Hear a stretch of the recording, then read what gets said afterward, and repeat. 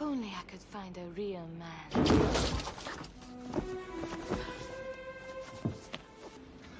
I need to use your phone. She'll call you back. Who are you? Bond, James Bond. Exercise Control 007 here. I'll report in an hour. Won't you join me? Better make that two.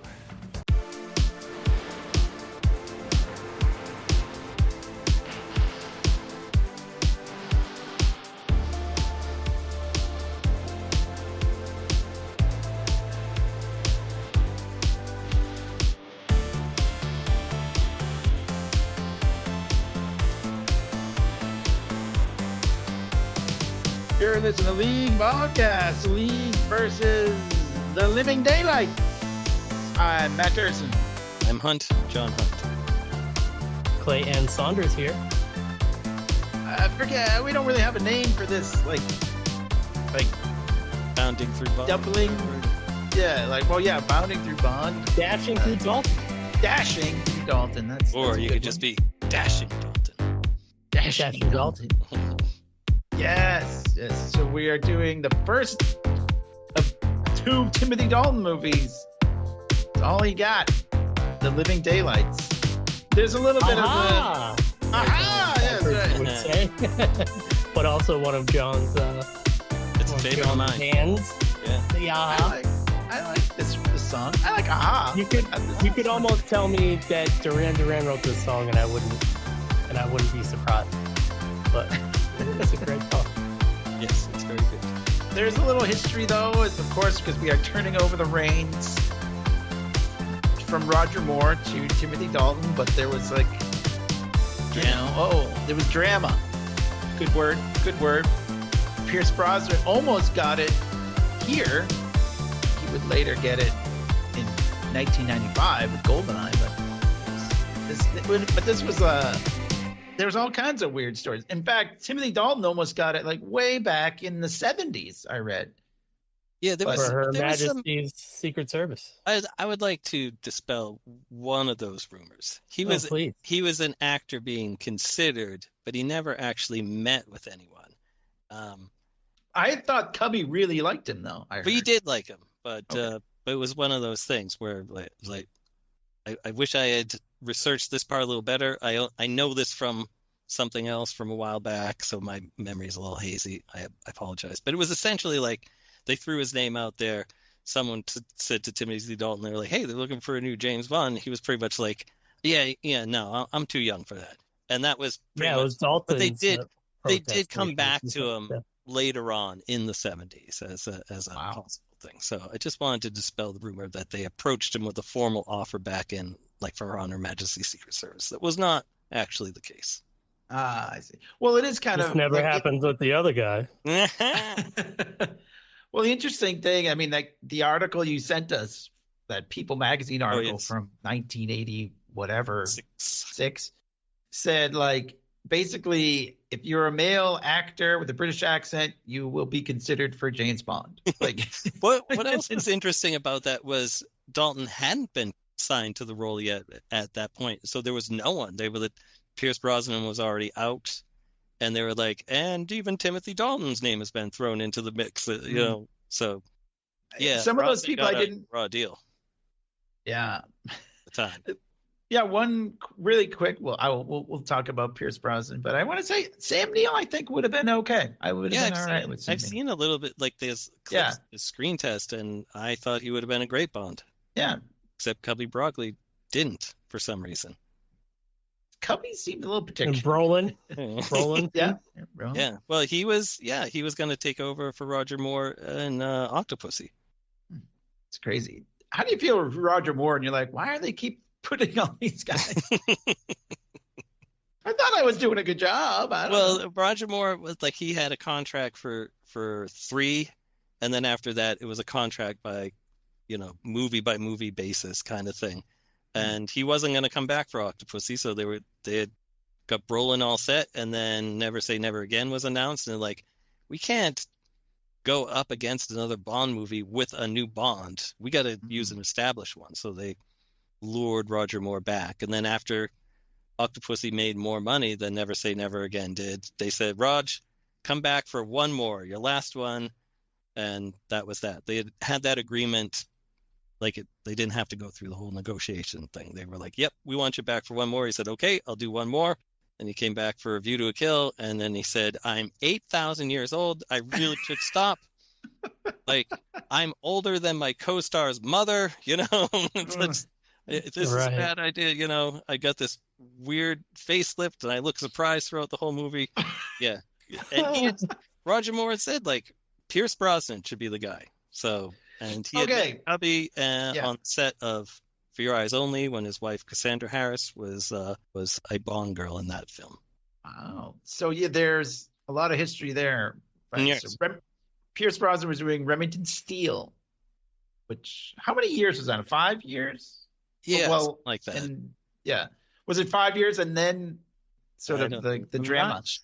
I'm not sure. I think it came out. It wasn't even a full year. So, okay, the article that you sent, he is done with Remington Steele, and he's like, great, now I can be James Bond.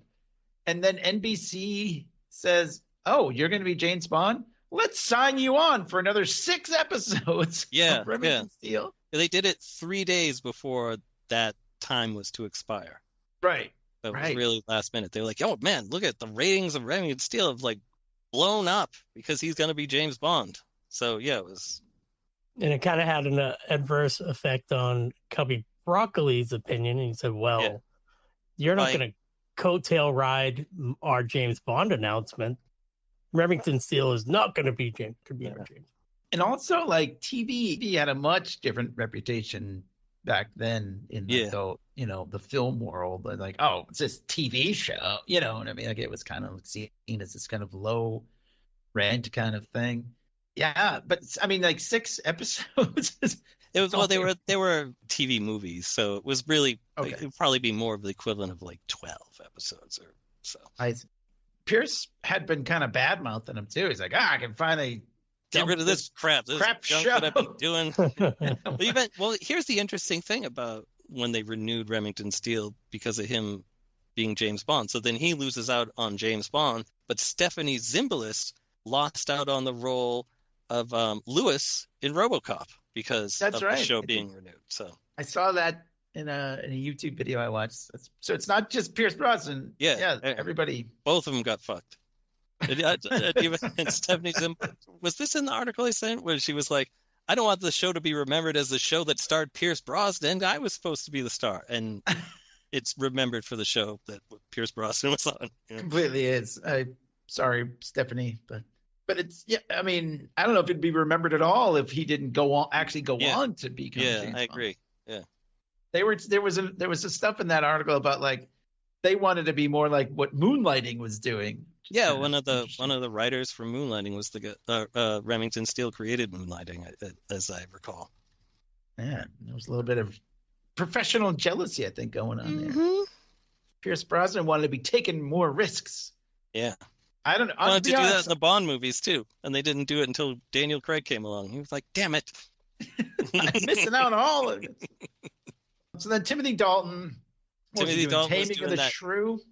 He was doing that crappy Brenda Starr movie at first when they first offered him the role, and then there was some sort of delay or something that allowed, or something changed with the filming schedule, and he was able to work it out. But I think it was a strike or some weird thing, wasn't there? Yeah, something happened. I gotta say, I hadn't seen this movie in a long time. But Timothy Dalton, I think he's kind of remembered as kind of a boring sort of Bond, he not was as the humorless, angry Bond. But at the time, we coming off of 7 Roger Moore movies, right? Everybody was sort of used to that take, and instead he's become more like the proto Craig. Now everybody sort of reassessed his 2 films, and they're like, he was doing Craig before Craig was doing Craig. He's a little bit more Fleming. He's a little bit more people. I didn't come up with that. A lot of people say that he's just trying to be. He's the closest to Fleming's. Closest to Well, there are a couple of quips though that don't quite work.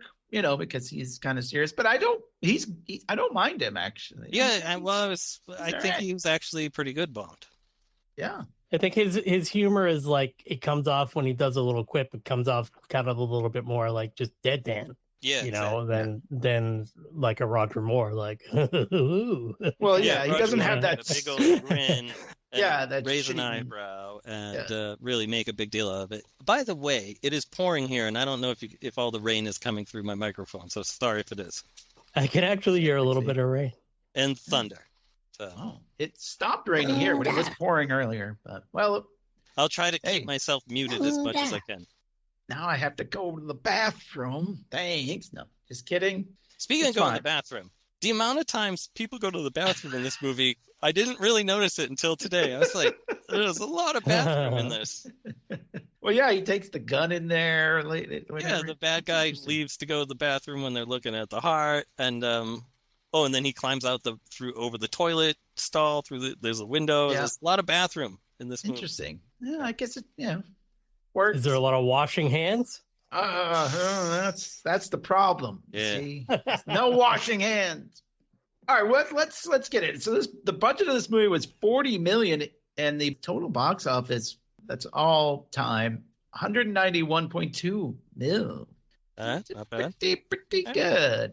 Released in London, June 29th, 1987, and in the United States, July 31st, 1987. Oh, thank God there was no internet there, because... Yeah, we would have spoiled. I would have been like, I can't wait to find out. I got to go on some sort of spoiler-filled message board or video or something. I remember seeing this, actually. I think my aunt took me to see this movie in the theaters. I must have been 11 or so, or 12. No, yeah, 11. Younger. I was 14 when it came out. I was 11 years old. I had just turned. If it was July 31st, 87. In 1987, then I was 11 years old. But there's not a lot of sex and stuff, so I guess it doesn't matter. There is side boob in it. There is. So and yeah, butts too. Do you know? Yeah, in how Amazon, thanks to Clay, I watched this on Amazon. They tell you smoking, whatever. Like they tell you what's in the movie, and it does say nudity, and I was like, oh, how about that? And it's it's like a little side boob in men's butts. I'm like, oh, no. All right, whatever.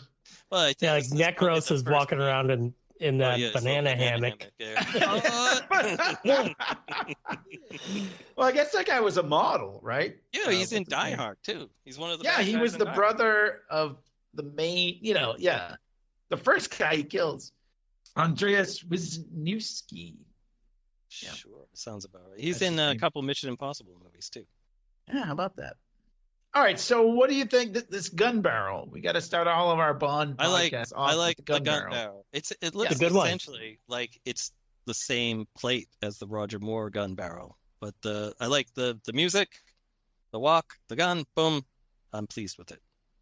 The blood looks like blood. It's not like pink or like some of them. Yeah, it's not like pink. And the swaying of the barrel kind of like slows a little bit as it goes back and forth. It or what they call easing. And I like it. All right. Very good. All right. So we get Robert Brown is back as M.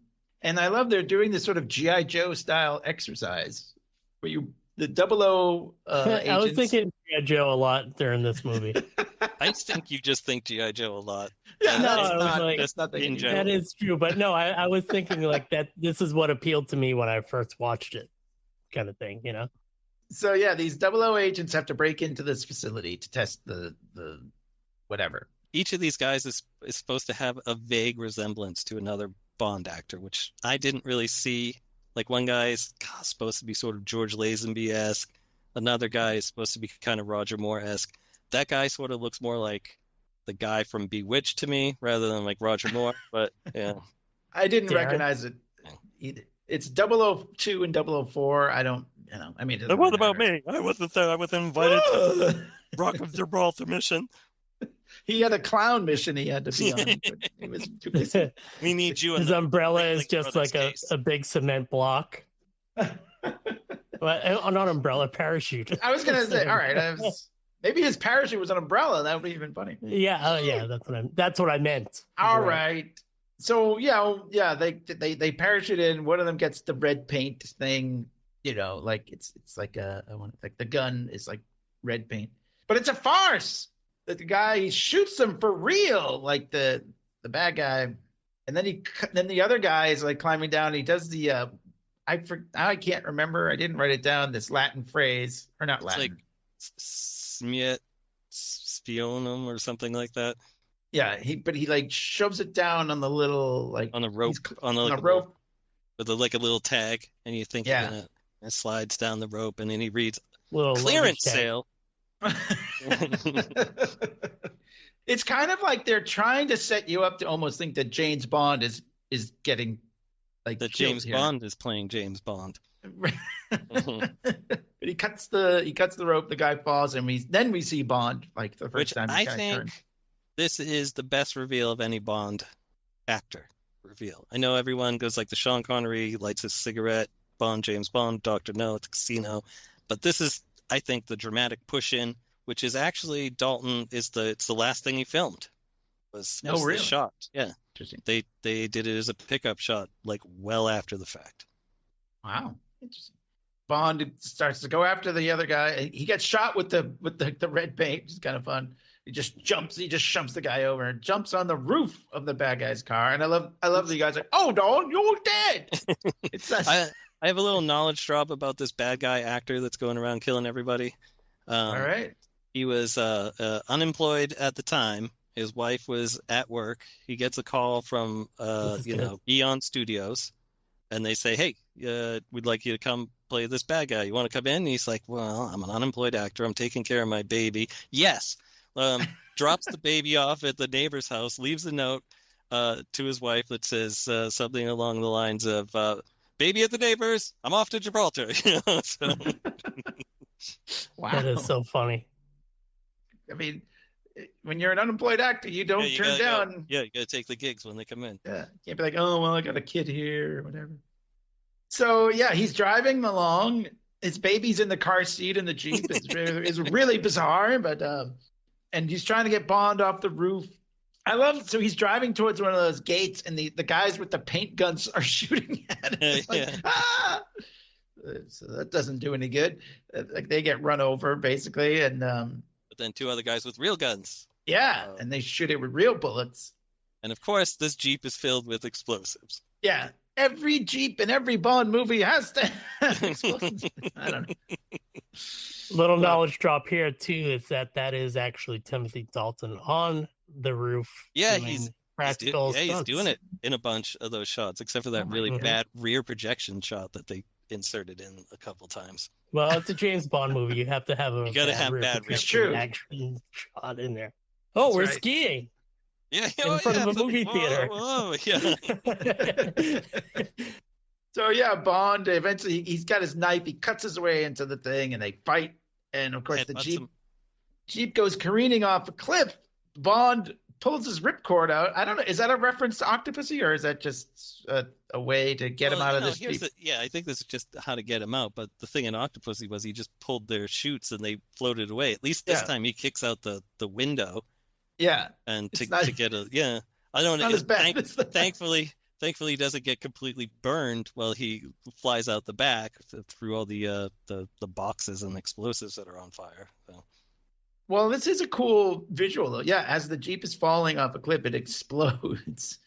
And I thought that was another knowledge drop for you is I think that's done with a miniature, but they had originally started trying by dropping Jeeps from a plane in the Mojave Desert. Yeah. So that $40 million budget was like, I mean, how many thousand was just Jeeps? Yeah. All right, try some Jeeps and Aston Martins. So anyway, the shrapnel cuts up his parachute, which he doesn't cut him up, thankfully, but it cuts up his chute. But he is able to sort of navigate, and he lands on this yacht. It's just out there, and there's a lady on it. And this is something. A nice little flip too. Yeah, that he's the physical off Bond. The roof down into the under the the sort of the what do they call it like the Every time I watch this, I'm like, ooh, those are nice boots. Do you have to be a paratrooper to have those boots? I keep looking at his boots. Meanwhile, James Bond's like, oh, those are nice boobs. With the lady in the bikini. Maybe he'd be like, oh, those blue boots of yours are pretty cool. Do you have to be a pussy to have those blue boots? No! I'm sorry. I shouldn't say that. I love it though. So she's on the phone, which is a 1987 sort of cell phone kind of thing. Yeah, cordless phone. And she's wishing something exciting would happen, or a She's man. like, "Oh, she it's can't so meet boring. a man. Yeah, everybody's playboys." And I watched this one of that guy Calvin that does James Bond things. And he's like, she's begging for something exciting to happen. Like she doesn't hear all these gunshots. All right, like car goes flying and there's like a Jeep that just exploded like 20 feet away. Like, come on now. Nice. What? Here's her backstory. Here's the no prize. She's deaf. She wasn't wearing a hearing aid in that year, and I forget who she's talking to. It's also friend. whoever is speaking really loudly, so she can't hear. Like her left ear, she took out the hearing aid, and the right ear, she's listening to the phone. So no, she didn't notice. All right, well, there you go. That's Good the enough. best I got. That works. And this is something that I feel like you and I used to say to each other a lot, John. Yes, somehow yes, he grabs the phone from her and says, "She'll call you back." Yeah, and we'd always say it like that. Yeah, and then we'd also whenever we talk about Timothy Dalton, we'd always go, "Bond, James Bond." Yeah, right, Bond, James Bond, because that's who she says. "Who are you?" And he says, "Bond, James Bond." And then he calls for like pickup. And he says, "In an hour." And then she's like, "Oh," and she holds out a glass of champagne. He says, "Better make that 2." Which is the same joke they actually did in From Russia with Love, except he said, make it an hour and a half. So this Bond he's got more stamina. Oh, yeah. He's got his hands. Yeah. That's right. That's a good line. I mean, it's well done. I think it establishes right off, this is Timothy Dalton. This is Roger Moore, brother. "Oh, maybe you better make that 2 hours there, won't you, M?" You know what I mean, or something like that. Like, nothing against a lot of Roger Moore. No, we love as one Roger does. Moore. Yes, right. He would be exactly. He'd be a lot more smarmy, I feel like, about it. Yeah, absolutely. This is good. And then we got aha. Now, so we may have talked about this in the James Bond music episode. About how John Barry and Aha did not get along. John Barry and Duran Duran didn't get along. And John Barry, I think, wouldn't get along with anyone that didn't do what he said, you know? Well, yeah, and that I think we talked about this in that episode. They kind of said he was kind of a dick, right? Yeah. What the Andy Taylor, was it? John Taylor came right out and said he was a dick. Yeah. Yeah. So. And did he quit because of this? Like after this, was this his last one? This is his last Bond score, which is it's a really good score. I feel it's very 80s in some places, but still I like it. But he was probably like, I've done however many of these, and I'm just getting tired of dealing with these young people, and I'm like a crotchety old guy now. And I've won an Academy Award or something probably at this point, so I'm just gonna do my own thing. I'm done. The 25th anniversary of Bond. I'm gonna go do something different now. I was just gonna say also he's got a collaboration with the Pretenders, one of my favorite bands. And he actually got along very well with them. So well, she was Chrissy Hind is a woman. Oh, maybe that had something to do with it. Might. She doesn't like the young men. She likes a woman. Well, anyway, it's a good song. Yeah, we did talk about it a little bit on our Songs of 007 episode. So go listen to that. Yep. This isn't a very exciting opening kind of thing. It's like very the visuals. kind of bland. Yeah. I you know what? The next it's not one of the best. Not my favorite. It's not my favorite either. The next one's even worse. Even at the time that it came out, I was like, wow, this looks like something done in the early 70s or something. It's not well done at all. But yeah, Maurice Binder was the title guy. He's like, he ended up like reusing shit all the time after a while. So it was just like getting lazy about it. So, well, getting real Lazenby with it. Oh, hey, LAZNBY. I also wanted to point out that the pre-title sequence is when we worked at the video show place.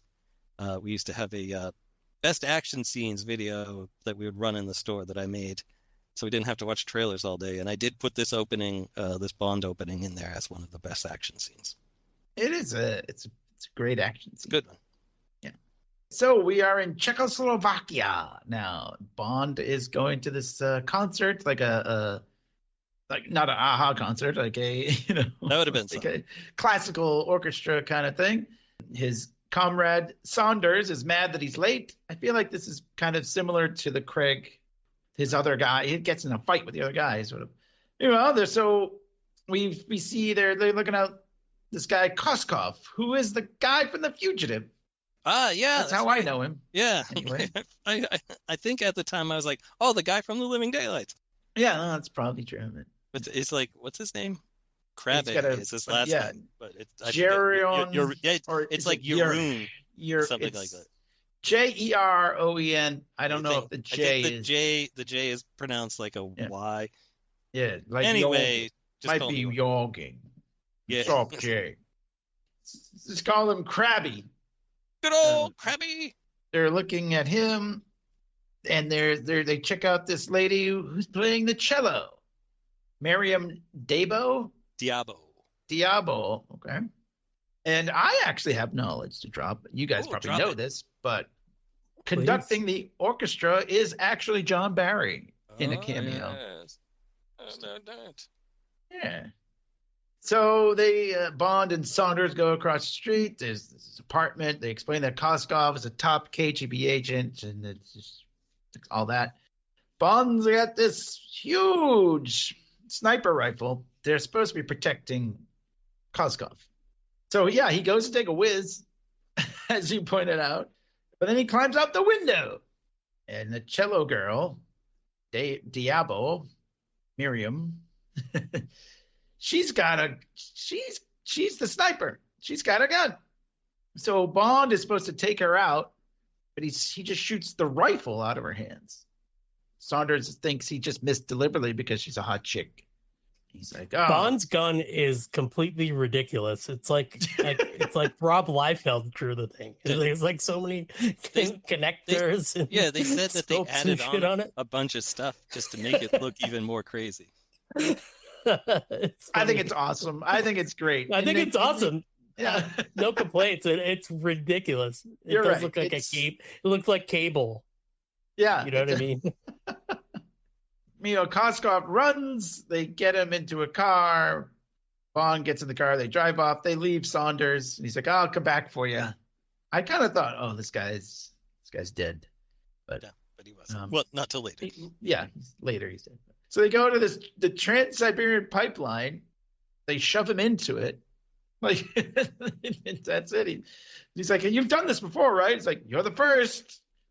Boom. See you later. Like, he's off. Yeah. Then he's got to get his big Russian lady to distract the guy by unzipping her jumpsuit. That guy who's being distracted was the guy that makes the fake Fabergé egg in Octopussy, I believe. How about that? Yeah. Yeah, I mean, that's kind of an 80s thing. I feel like the big Russian woman be like, "Oh, hello." Oh, yeah, here I am. Mm-hmm. Then the all the controls settle down, and she's like zips up, and she's like, "What kind of girl you think I am?" Walks out. Yeah.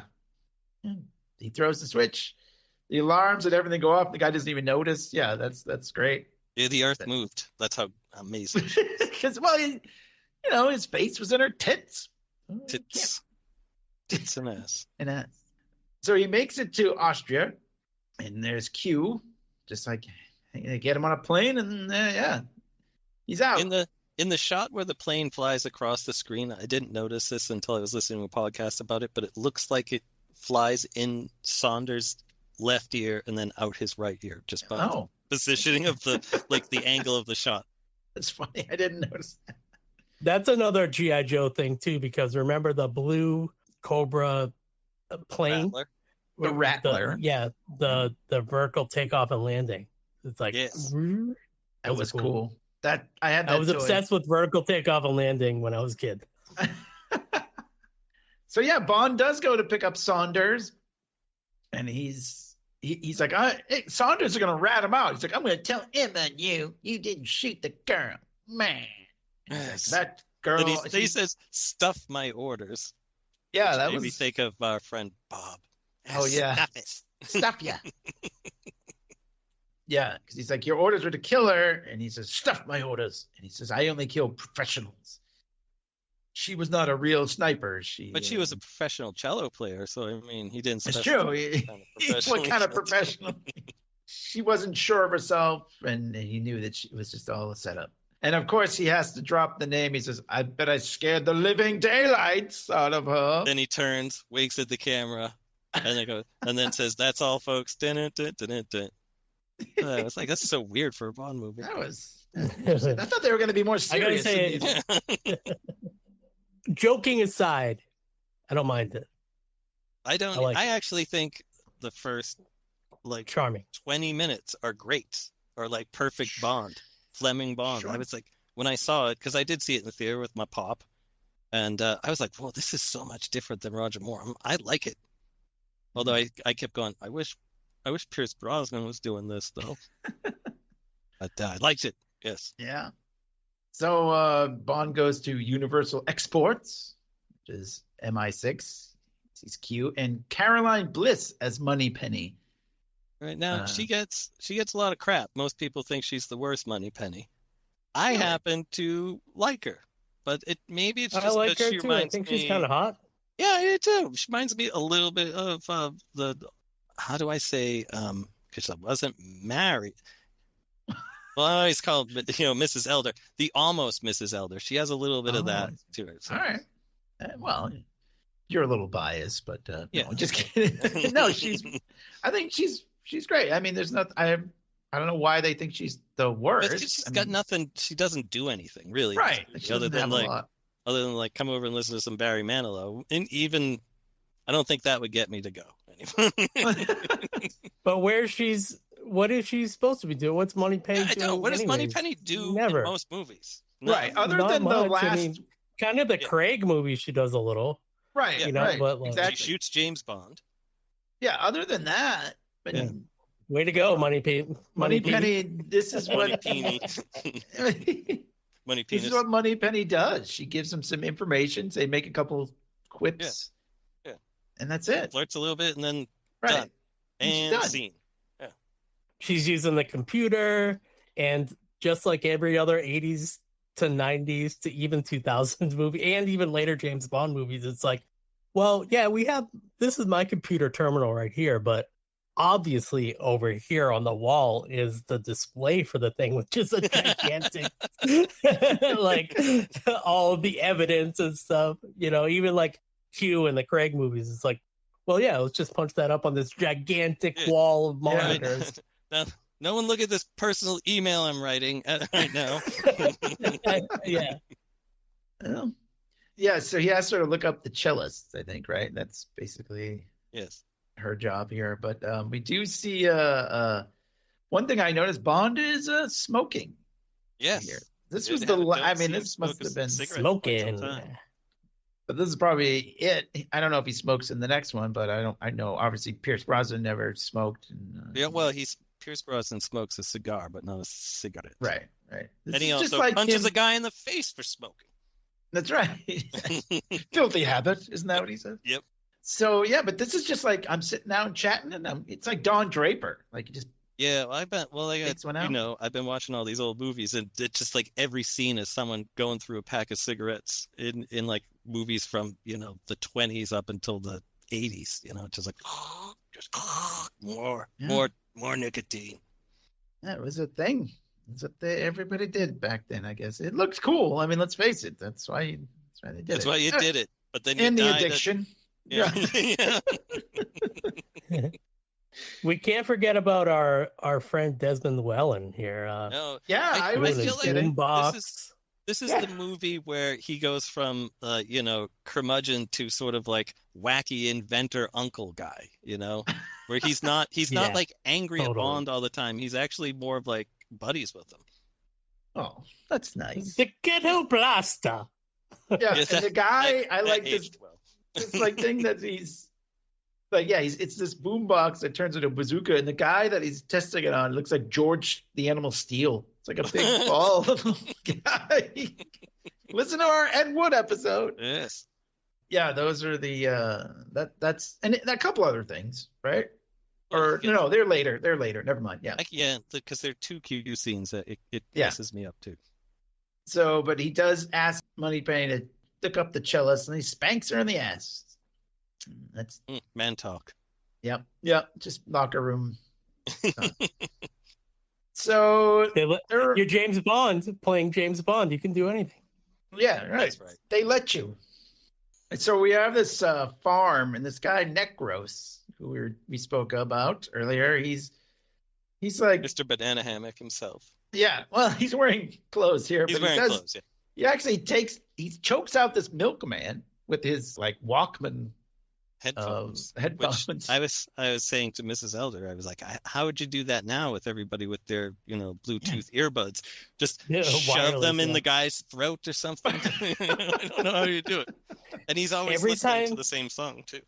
Yeah. Every time I see those headphones, I get very nostalgic for like loving using a Walkman, because I had like a very like around this time when we were like 10 or 11 years old, I had like a really good Sony Walkman, and all I can think of is like, wow, those headphones wouldn't be able to like produce the amount of sound that I need to hear the music in them. You know what I mean? They're all like very tinny and like, but I loved having a Walkman. Oh my God. And if you wore a pair of headphones while you were like hanging out with your family or something, it would be like being pretty antisocial. Now everybody's just staring at their phone. You know what I mean? Yeah. Right. It's the same thing. Yeah. So anyways, takes the milkman's place. They're on this like farm, but I should point out. Like this, it's not like a farm. It's no, like a but giant it's like estate. Yeah, I guess that's a better way to put it. It's the safe house for. That's right, for Koskov. And Bond shows up with like a picnic basket. It's like Yogi Bear. I know, He's like a total, there are things that Bond does in this movie that you just kind of don't expect. Shows up with a picnic basket, rides in a bumper car. It's just hey, boo boo. Yeah, it's just. I went to Harrington, got you this picnic basket. Picnic basket. So yeah, Koskov's there. They're all like, he's like, James, and he kisses him on the cheek and everything. Yeah, and he's got caviar Bollinger. Yeah, well, that's it. When Emma's like, "What the fuck?" And he hands him like the receipt, and he's like, "Well, the stuff you had on here was of questionable quality, so I took the liberty to get the good stuff, essentially." I don't like the guy that. What are we gonna call him? Krabby. His acting choices in this, it's like he's in a different movie than Dalton is. Dalton's in like a serious drama, and Krabby is in a Roger Moore Bond movie. It's just I'm like, this is like kind of hurts. I feel like a lot of Bond movies have like the one guy that's not really the like, one guy that's always like, "Hey, what's going on? Oh boy, I'm Russian. I'm crazy with Russian." Koskov, so he has this list of spies that are being targeted by this General Pushkin.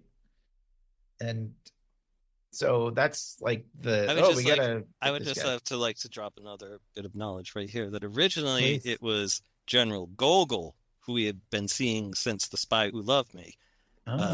He was supposed to be it, but I guess he had some health problems, so they had to rewrite it so that they just came up with someone new, and they were like, you know what? Let's make him Sala. Yes, John Rhys Davies plays Pushkin. So Bond and M and the other guy, they all leave, and now Necros is still there. And then he kills the cook. Then he gets into a fight with the butler. So like, it's such the a guy weird scene. It's like bizarre. James Bond is just gone from like 40 minutes of the movie now. And it becomes about the butler. Yeah, him and the butler fight it out. So the thing that I thought was funny is like they're fighting over this like electric knife. Necros is about to get like stabbed with this electric knife. He pulls the plug out of the wall, but it's still a knife. Yeah, it's still sharp, right? Right. You just won't carve it smoothly. So you won't be able to serve Necros for the family dinner. So he throws the he finally KOs the butler, and then he throws this like milk bomb or whatever that was. Yeah, it is a milk bomb. It just sounds funnier when you say it. It's a glass of that. It looks like a glass of milk that's actually like a grenade, essentially. Yeah. I have a little knowledge drop just in here. Interspersed in this scene is the parrot. The parrot, whose name is Crone, was actually in another James Bond movie too. So the parrot actor was in two. Wow. Count them, two James Bond movies. For Your Eyes Only was the other one. And here's a little extra knowledge drop. It was owned by Diana Rigg. Was on Her Majesty's Secret Service.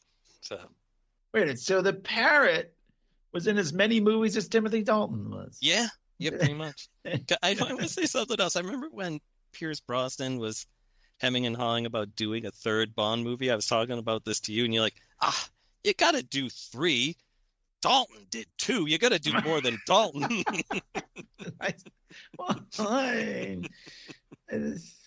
Yes, I guess want to be the he had to do. Yeah. He didn't want to be the one guy. I mean, Lazenby. Right. Well, he was supposed to do 3 originally, right? Yeah, he was. But we'll get into that when we do the License to Kill episode. All right. So anyway, yeah, he captures Koskov.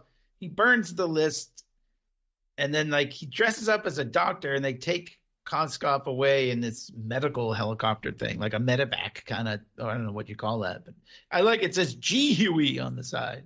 G. Huey Lewis in the news.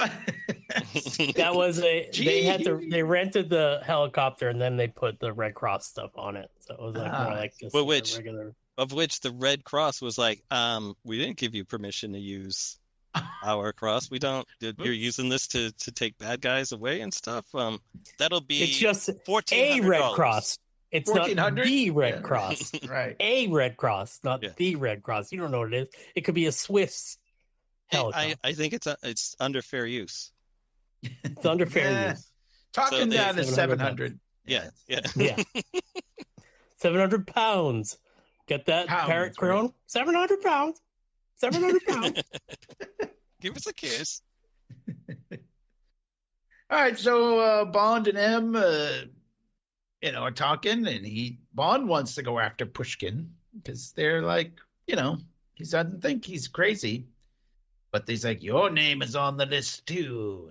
Yeah, we find out that wouldn't do this. I'll replace you with which 00 was he going to replace him with? It wasn't Clown. Was it 9? No, I don't think. I don't remember. But yeah, it was 008 because 008 is always the guy I think he threatens to replace him with, and 008 is always like outside the door listening. Go, please God, please don't. I wonder if that's the ranking. Like, does it go where like 001 gets you want choice assignments? Yeah, you want to be the lowest number maybe, and there's always it's like when you work a job and they're like, well, there's plenty of other people out there that have your job. They're just lining up for it. You got you're 007 or 008 right outside. Emma's sitting on social media typing, nobody wants to work anymore. I got 001 here doing all the work. Like I said, even N is outside thinking he's going to have my job.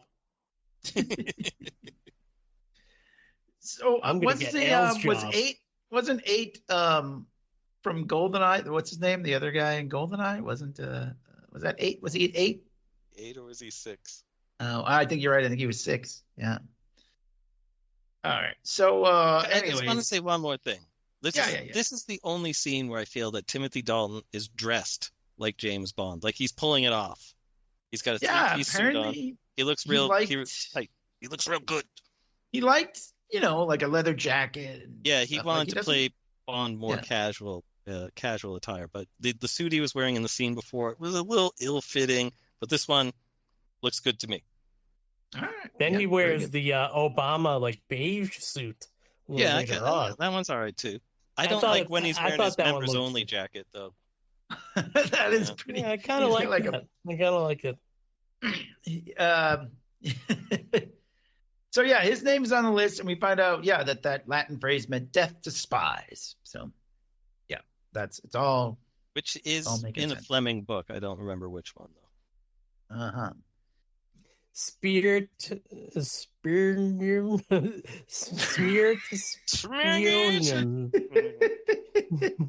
It's actually a brand of European gum. W-O. Double your fun, double your O. right, so now we get the cute scene, and he gives him this thing that's a key ring finder. It's like you whistle and it will beep or whatever, but it also releases stun gas, and it can also be a bomb. Yes. And there's also a master key. Yes. And the Q says it will open 90% of the world's locks. How do you know that? Like, what? Come on, that 10% you couldn't. Yeah, which do better.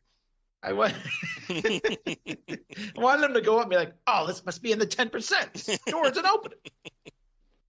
All right, so yeah, Moneypenny has found the cellist, and she tells her name is Cara Milvoy, and she's like a really good Probably cellist. on displayed on the wall. Yeah, because that's right, up there on the big screen for all to see. Like, hey, I hooked up with that chick once. It's like the kissing cam at like a sporting event. But apparently she's like world renowned and great cellist and not an assassin. So yeah. So he's gonna take the Aston Martin out for a ride to go find this cellist. And she's like, it just got a new coat of paint. It's not even dry yet. He's like, so I'll drive extra fast so it'll dry off quicker. And this was like a return of the Aston Martin, like you hadn't been in the movie for a few movies. Yeah, Roger Moore never drove an Aston Martin in any of his films. He's the only Bond that didn't. Yeah. I'm gonna say I actually like the design of this Aston Martin better than the more famous DB5 version. This looks more like looks kind of like a Mustang. Very good. I'm trying to remember the toy that I had. I think it was the DB5, but I got it probably when this came out. My grandfather gave it to me. Little ejector seat. Yeah, that was when I mistakenly called it a dinky toy, and I actually meant not. It was bigger. It was bigger than. Oh, John. Corgi. Oh, John. Corgi was the. Corgi. Yeah, it was a Corgi. I wish I still had that. I don't know where it is. So anyway, he watches Cara play, and then he sort of stalks her on. She gets on the train with her cello, and he kind of stalking her a little bit. And then these KGB guys, they get on the train and arrest her. Train fights. Mini train fight. It's not really much of a fight. Yeah, Not much of a fight. It's more the like train a conflict. Train, it's more like train drama. Train drama. And Sala is there, as we say, Pushkin. He puts her in the car, and I like Bond takes her cello. Cello case. As we say, he goes into the shitter, and there's a rifle in there. There's a bathroom number 2. And the guys are all like, what's he doing there? Because he's putting together his gun. Yeah, everybody is really 020. That's only funny to us 3, but that's okay. Yeah, right. The funny thing is, too, there's always people sweeping. I feel like there's a lot of people sweeping. I've never seen anybody sweeping in a men's room that I've been in before. We've seen a guy with his pants down around his ankles at a urinal before for some reason. But I don't generally see someone sweeping. Mopping, maybe. Yeah, maybe you'd mop. Not sweeping, though. But like a train station restroom, they never get swept or cleaned in any way. Anything, yeah. They're just built and then left to just be on their own. Yeah, that's it. You're on if you're using that, you're taking luck. you're I hope you don't catch anything. So anyways, Cara gets home, and then her place has been out that she left her address inside the cello case. Yes. And that there was. Did you say there was the rifle in there, or did we just get caught up in the? No. I thought I said it. He was. That's like a return to sender kind of thing, like luggage tag. Yeah, I mean, I get it. But why did she have it with her? Why did she have the gun? Or why didn't she dispose of it a few days earlier? Just hanging around. All right. Yeah, I don't know. No surprise there. I guess maybe she was going to the bathroom. And she was going to. Everybody goes to the bathroom. Try to flush it down to get rid of it. So, in fact, when she goes to her place, it's been ransacked, and Bond shows up there, and he says he has thrown the gun in the river. So he did dispose of it. Good man. And he tells her she's being followed, and there's the gun had blanks, it wasn't real, and all that, and she's and when Bond says, "Oh yeah, I helped Koskov get away," or whatever, and she's very excited about Koskov. She's like overjoyed that this guy's okay. So, whoa. Yeah, he's pretending that he's his friend, and they're gonna reunite the two of them, and yada yada yada. Yeah, she cannot wait. So, not to be contradictory, but I do kind of like his members only sweater. I don't look. mind this. I think I'll bring it mind back. This. He's got his leather jacket and stuff. The leather jacket is good. Yeah, that's fine. He's got the sweater. It's just when he switches over to that beige one, just I'm not a fan. I love earth tones. Don't get me wrong, but I love an '80s style. Well, there we go. Then we'll agree to disagree on this one. Agree to disagree, like gentlemen do, as one does. As we should. So anyway, he tells her she's being watched, and I kind of like this because they're gonna get away, and they pull this kind of cool switcheroo as the train is going by. So she goes into like a phone booth. The train goes by. Bond picks her up, but she left the cello case. And she's like, "I need it. We need to go back for it." So they go back for it, and I love it. As he's shoving it in the back seat, he's like, "Why didn't you play the violin?" Yeah, it's a good gag. That was a good line. Good line. Yep. And then the KGB guy approaches the phone booth that they disguised her cello case as her. Yeah. Finds out it's a cello case disguised as her. Yeah. But this is apparently I forget at what point in the movie they say that this is like an important cello, I guess. It's a Stradivari. Yeah. Stradivarius. And Mrs. Elder knew all this stuff. I was just completely ignorant to it being like important cellos. Right. Very expensive, and they were and they all have their own names and stuff like that. Oh. Hers is named Koskov. No. Crabby. So they're driving in the mountains, and then the cops find them, and it's kind of fun. They pull up next to him, and he lasers off the bottom of their car. I gotta say, I love this scene. The scene is great. It's stupid but fun. It is. It's fun. You're right. I had no problem with it. I chuckled. I mean, if you really want to look at it into like, oh, this is going to be serious Bond. It's still a James Bond movie. It's still going to have elements of weird, goofy stuff. It's like Roger Moore like driving the boat up onto into the sidewalk, driving it around. It's like this technology is. I'm going to cut the bottom of this. This thing it's just the top of the car goes sliding off when they hit the brakes. Don't think that's how it would really work, but I'm gonna go with it. Whatever. And of course he's like, she's like, oh, what's going on? And he's like, very serious. I had a few additional what was it? What does he say? My brain's not working. I don't remember. A few optional extras. Oh yes, that's what he said. Yeah. And she's like, and he's like, what? Whoa, what? And he's like, salt corrosion. Yeah, right. We're familiar with in North Dakota here. That's right. Yeah, absolutely. Right. We get a lot of that. You got to get that undercarriage. Sprayed. Yep. Yeah, my undercarriage is very salty. So they come up to a roadblock, and he gets his missiles out of the front of the Aston Martin and blows that away. And then then they start driving like through the snow, and I like the fact that in Goldfinger he has essentially what is a GPS. In this, he hands her like a giant map, like shoves it in her face. Is like, where's this go? Yeah, it's very cute. A map, like a paper map. Quaint. Oh, isn't that cute? Yeah. So like they're driving. He drives through the house, and the house sort of goes with them, or whatever. It's like not a house, like a shed kind of thing, a barn almost. Yeah. So the tires get blown off, and he uses the metal, or one of the tires, I should say.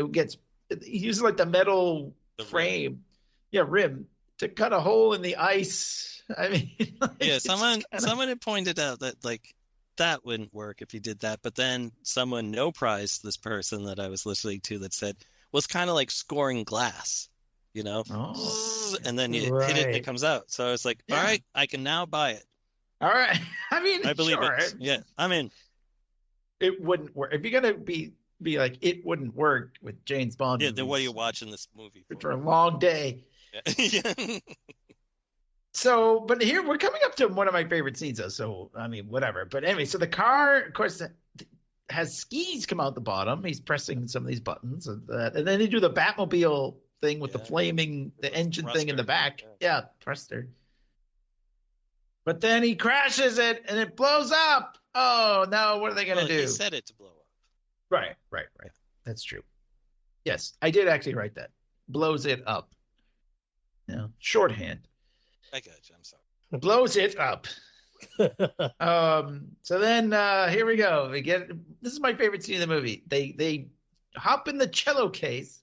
They take the cello out. He's got the cello in his hand, and they like ride down the hill. Use it as a sled. Yeah, it's great. I would like to. Here's a little knowledge drop. The director John Glenn was like, I would like to use the cello as a means to escape, and writer Richard Maybaum was like, I don't know, that sounds kind of dumb. And Cubby Broccoli was like, that's dumb. So he got a cello case and then sat in it, and they're like, oh, yeah, I guess it could work then, huh? I heard him and Cubby took a little ride together. See? Actually, It was beautiful. It's all it took was them to have the case and like sit in it. Yeah. And he's done many of these. You mean John Glenn? Movies. His name is John Glenn. John Glenn. Yeah. I mean, when he's not, flying in space and orbiting the Earth and stuff, he's directing James Bond movies. Right. Yeah. Excuse me, John Glenn. But also a little knowledge drop that a lot of these scenes in Vienna, which we'll get there to one soon. But when they filmed that famous movie, The Third Man, he worked on that movie, and he revisited a few of these locations in this particular movie. But yeah, he had this. He's great to listen to the commentary on for this, because he's just like, I really wanted to do the the cello case thing, and they really did not want to.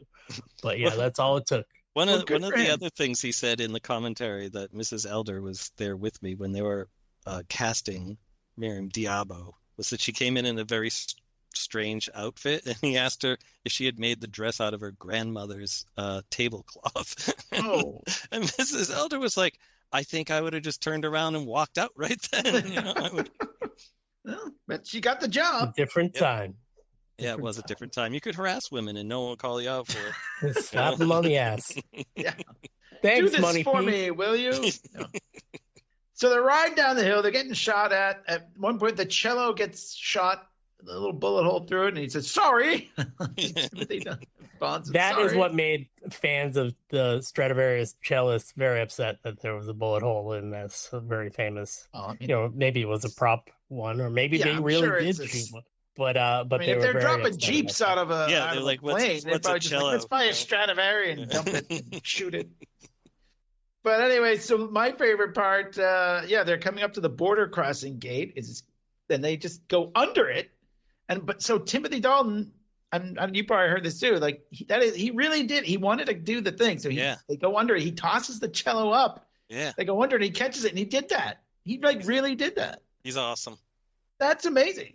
And he has the great line, "Nothing to declare." Yeah, just a cello. He says, "Just a cello." I mean, that is a great. Can I ask why there's a checkpoint at the bottom of a hill? Yeah, is there a road? I mean, who's coming in that way? Good point. No prize that world. Yeah, not you, John. Just the world. Just the world. People were sneaking in. Maybe they were like, what? Build the wall. People are skiing right in. Yeah, build the wall. Now we go to Tangiers, and Pushkin is there, and we get Joe Don Baker. Yes. The Brad Whitaker, who's obviously different than the character that he will play later. Yeah, because he dies in this one. So yeah. So he's got this weird wax museum for dictators or whatever thing going on. Yeah, he talked about that in the commentary and said he really didn't like that because they had to do a plaster cast of his face. And he's he's like, I didn't enjoy that. They stick 2 straws up your nose and 1 out your mouth and then cover your head in plaster, and it's you gotta sit still for a while. It's just not fun. the punchline is that his armory there with all these like old military leaders like Genghis Khan and Hitler even is all him.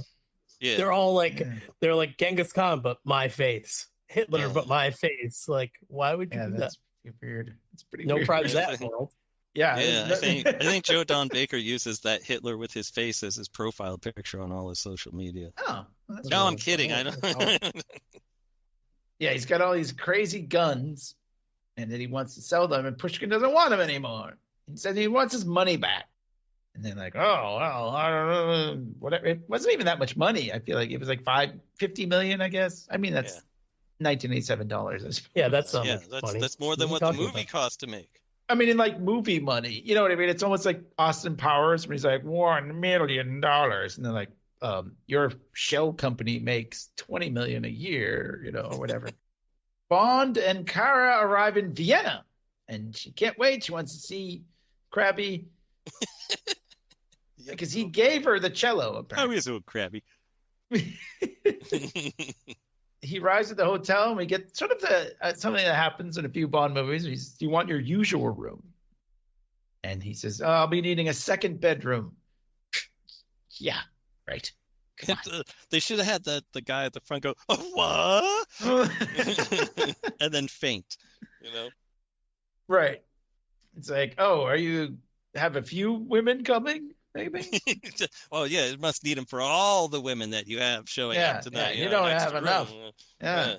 So this is we also get the first reference to the shaken not stirred martini, which is nice. And then he buys her this expensive dress, and he says, "Why not? Yorgie's paying." Yeah. Krabby will pay. Krabby we'll put it on Krabby's card. Yeah. Put it on the Underwood account. Yeah. Stay tuned for our Fletch episode. Oh, really? No, I don't know if we're doing that. All right.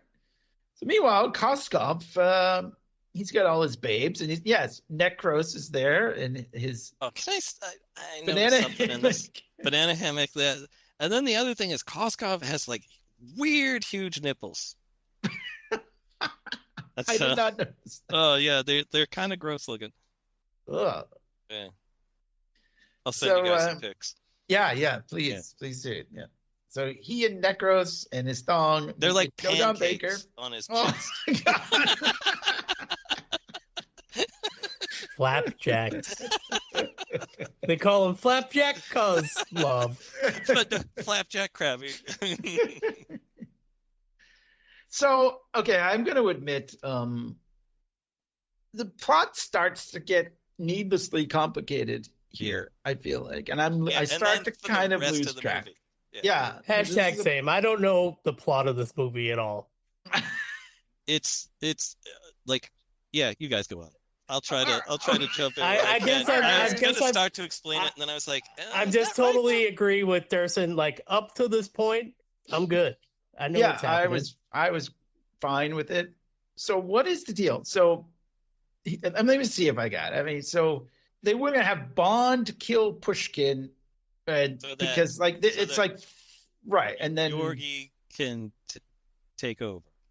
Right. But they're framing, someone else, and they're going to kill Saunders and make look like Bond did it. Or, well, it ends up being Saunders, but they didn't say who. They just said another agent, and frame Bond and whatever. It's all kind of, like I said, needlessly complicated. Yeah. Well, they want Bond to kill Pushkin so that Koskov can take over, and then Whitaker can sell him the arms.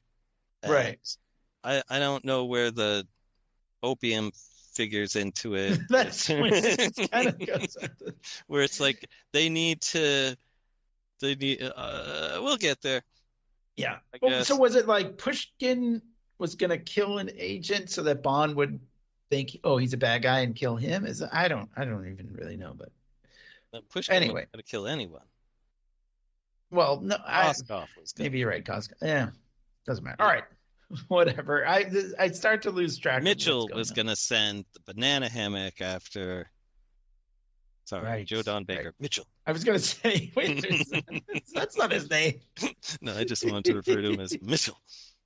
All right. So anyway, whatever. We'll get there. Kara and Bond go to the opera, and Saunders is there, and Bond says, "Yeah, look up what's going on with this cello." Well, I just want to say something else too. Is this the part where she leaves to go to the bathroom? Because that's like bathroom trip 3. Yeah. Chekhov's bathroom trip. And hands like a strip of like pictures they took at a little photo booth, presumably to get like, assuming she just did it by herself for some reason because he's not in any of the pictures. Maybe he's like, it's okay. Krabby will pay. Yeah. Just take a bunch for me. Get some pictures of yourself. Yeah. It's like they have one of those smile. at the Vienna Opera House. Yeah. Where did she get that? I don't know. But then they go to the fair. Who is still at the fair? The fair. You know, he wins her this big stuffed elephant. Of course, it's like, kind of all right, stop. Yeah, come on. I mean, he's James Bond, for Christ's sakes. It's one of those shooting games. This Not is fair. that third man reference as well. Yes, the same Ferris wheel too. Oh, okay. Same bumper cars. And same scary thing that pops out at them. Yeah. Well, they go on the Ferris wheel, and he sees Saunders down on the ground. They're up there, and he sees Saunders go into the cafeteria. Yeah, it's like not down on the ground, but he is. But he's not like dead. Walking on the ground. And we get some Carlsberg product placement, I see, in that cafeteria. It's like a huge Carlsberg sign. So that's nice. The Ferris wheel stops, and Bond says, "I arranged it." And she's like, "Oh." And he puts the moves on her. She's been talking about Krabby this whole time. He's like, enough. Krabby's got Krabbies. Yeah. Like he just says, "Don't think." It's like, just make out with me. Just don't think about it. Don't think it. Unzips his pants. It's a little 80s. I don't know, but I mean, it's not done in a creepy way. Yeah, he's not. Say. I mean, he's she's in. I think he's legitimately into her at this point. Yeah. Yeah. I don't. I'm. It's not done in that way. It's very innocent. It's not done in the Roger Moore, Sean Connery kind of right. Where it's a little like, right. So the Ferris wheel comes back to the ground, and they're still making out in there. Then he's like, "I gotta go meet this guy. I gotta go see a guy about a horse." He does. He goes to meet Saunders in the cafe, and Necros is. Saunders has turned out to be okay at this point. He was kind of a whiny bitch at the beginning, but it's turned out like you're actually like, "Oh no, he's all right after all." Yeah, did a good job. Yeah, he's kind of like a little bit more on Bond's side at this point in the movie. He's kind of like warming up. Yeah, even when Bond is asking him to do something he probably shouldn't, he's like, "What have I got to lose except my pension?" Yeah, he's all right. So he's okay. Well, they want you to set up that you feel sad when he is killed by Necros in a cool way, though. I mean, let's face it. So they're in the cafe. Necros is listening in. They're talking, and Necros sets the glass door up, like the sliding glass door, to close on him as he's leaving. I mean, that happened to me. The door closed on me one day, and I was like, "Ow!" Yeah, this guy's dead. Yeah, thankfully Necros didn't set it up that it would kill me. It just sort of annoyed me for a little while.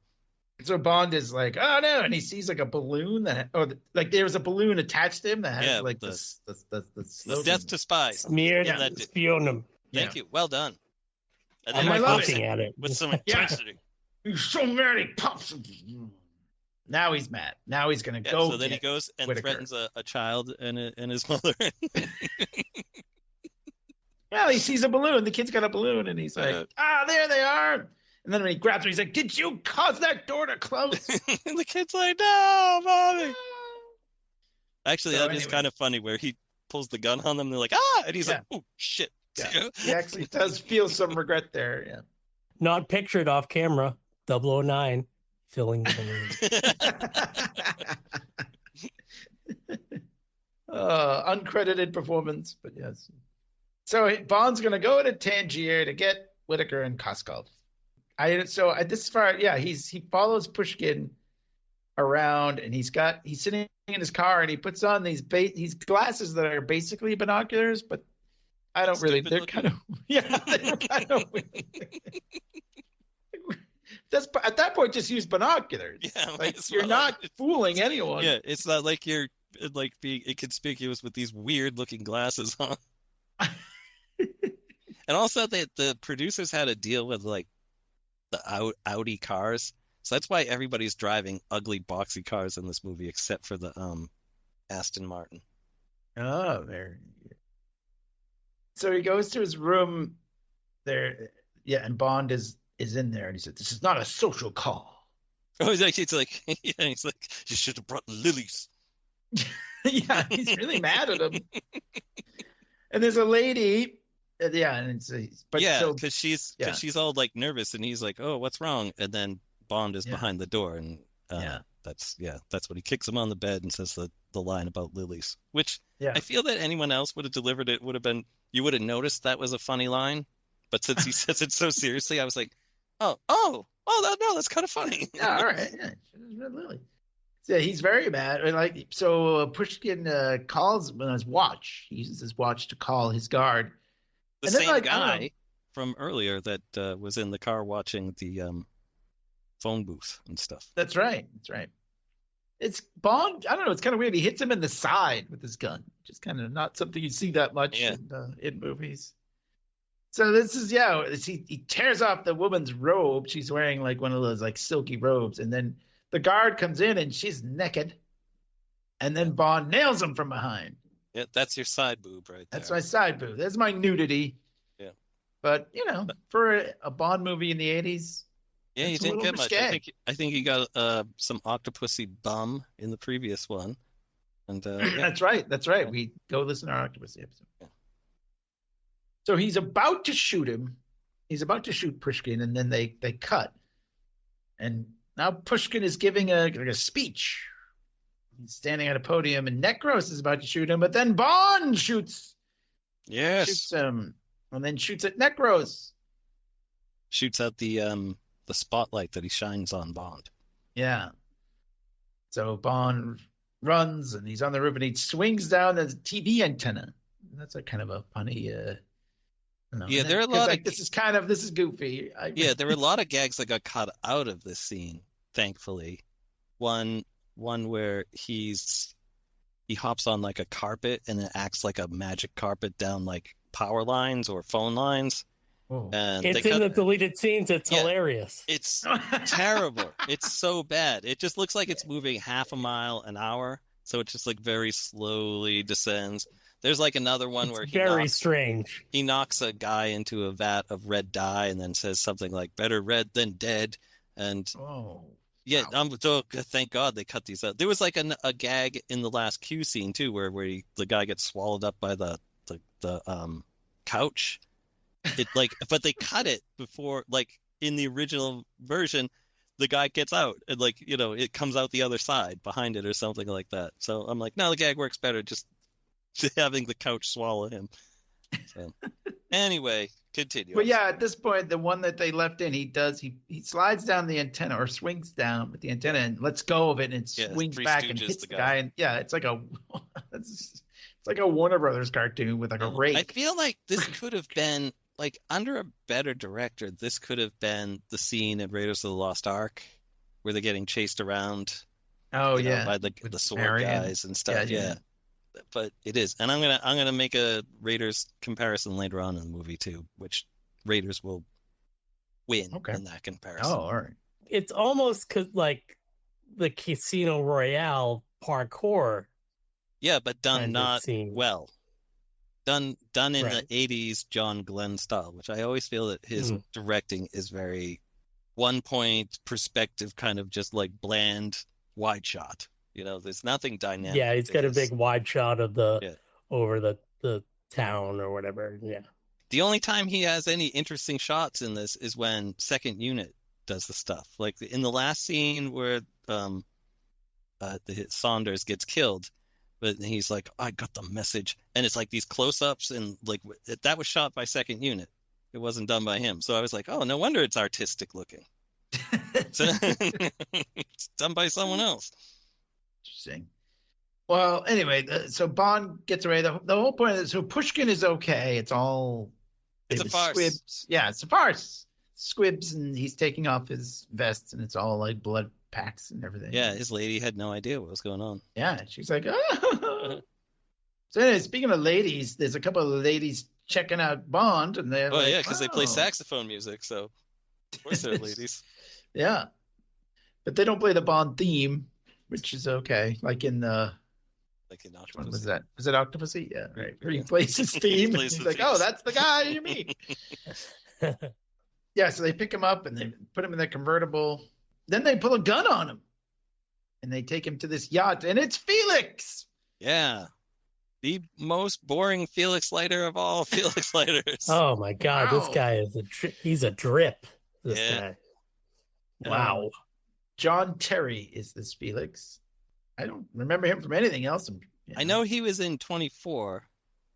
Oh, really? Yeah, but he had like a goatee and he was older. But then I think he was a bad guy. I can't remember. It's been so long since I watched the show. But he was in Lost too. Yeah, he was in Lost and Full Metal Jacket. Full Metal Jacket. Full Metal Jacket. He's been around, but not a great. Yeah, he doesn't have much to do, so whatever. He's like, what the hell are you doing, Bond? His only Leiter appearance. Yeah, because the next one, it's a different guy, and he almost gets killed. Yes. So, where are we here? Necros, goes back, and they're like, hey, good job. He says, I didn't kill him. Bond killed them. When is Joe Don Baker eating the lobster with a real angrily eating lobster? Is that this scene? That was back at the banana hammock. Oh, okay. He was just like tearing into that thing, and he wasn't using any of the little things to break up he was just all of this American. It's like in Splash, he's just like eating the whole thing with shells and everything. So yeah, they say, no, Bond killed him, and Koskov says, I told you so. And then he gets a call on his 80s big cell phone. This again, I start to kind of lose track. So Bond and Kara are there. She shakes him up a martini. Yeah, she makes martini, yeah. And he tells her the truth about everything that's going on, that Koskov is not, a good guy or whatever. It turns out his martini was poisoned. Poisoned. And that girl is poison. And then Koskov comes in. I guess you're just hanging out there. They take Bond away. This whole thing. They're pretending to give him a heart transplant. Yeah, I like the ice. I like the name that's on his card. It's like, I wish I could remember. I should have wrote it down. It's like James Bondoff or something. Yeah, it's like Jerry Bondelhoff or something like that. It's coming up on James Ski Bonsky. I'll tell you what it is because it's coming. It's coming up. Yeah, I'll come back in. It's just, so I guess the whole point of the thing, it's just sort of a cover, because the real thing is they're smuggling diamonds. The ice that is keeping the heart cold it's actually diamonds or whatever. It's not a real heart. Jerry Bondoff. Jerry Bondoff. Jerry Bondoff. Why not? That would have been a good one to remember to do as our names at the beginning. Yeah. Right. So they're on a plane, and Bond wakes up. A lot of use out of this same plane. They use it at the beginning when they jump out. They use it here. They use it at the end. Yeah. Well, hey, you're spending all your money on Jeeps. Yeah, we drop too many Jeeps. We can't afford more than one plane. Handle like eggs. She said she's been a fool. Kara said she's been a fool. But yeah, only after Banana Hammock goes to the bathroom. Yeah, that's right. He goes to the bathroom. Bond says, no, it's just a front. The ice is diamonds. And then, before they drag him away, he says to get my key ring, which is just in his luggage or whatever. Or it's not hard. They were like, oh, here's a key ring. I mean, I guess they don't suspect that it's, a key device. That's the genius of a Bond gadget. It's just an everyday thing. I guess so. I guess you're right. So, yeah, she gets it out of the overhead compartment. And when they land, and she kind of shows him she's got it. But meanwhile, then Koskov just dumps her. says, she's a defector. And he's like, and he tells everybody he's on a secret state mission, which is obviously not that secret because he's told everybody. It was a secret until now. Yeah, I guess. So when they go to this jail, they bring Bond into this jail, and he whistles, and the chain goes off, and it's like stun gas, right? But it doesn't actually knock them out. It just it just does it kind of fall for a second and then get up. Yeah, and then Bond is able to fight them. It's kind of typical fight stuff. His hands are handcuffed, but Kara hits a guy with a bucket. You know, it is kind of Raiders, I guess. Yeah, in that respect, but that's not what you were going to talk about. But no, it's more when the plan part. There's another prisoner there. I kind of like it. He kind of like helps them. He reaches through the bars to like help them out a little bit. They defeat the guards. He's like, "Hey, give me the key." He throws him the keys. So that's nice. But she's like, "At least we're together." So this jailer guy is fucking awesome. Really? He is a typical sort of like 80s. He should have been way more sweat. He should have had big pit sweat stains. And just been like more disgusting. He looked too clean. Well, his shirt's too clean. Yeah, he needed to be missing a tooth or something too. So they get on a stair car because they're at like an air base, I guess. I forgot to take note of that, but because they just landed. So yeah. Yes. Yes. They're on. And they use the stair car to jump over the fence, and then the guy they just let out of jail kind of helps them get in touch with this Afghan resistance. Yeah, here's where the movie ages even worse. So what was they ended up time.